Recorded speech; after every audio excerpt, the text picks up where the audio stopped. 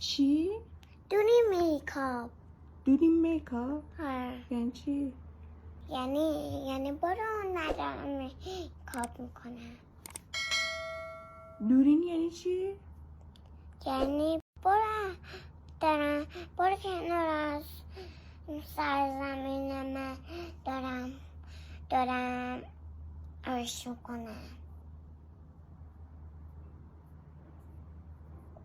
مامان گفتی آدم بی تربیت کیه؟ مامان اون آقایی که میخوای ازش عذرخواهی کنی اون میگه برو ببینده. چی گفتی گندم؟ مامان من چرا بلند بگو نمیشنوم. مامان من تو رو دوست دارم ولی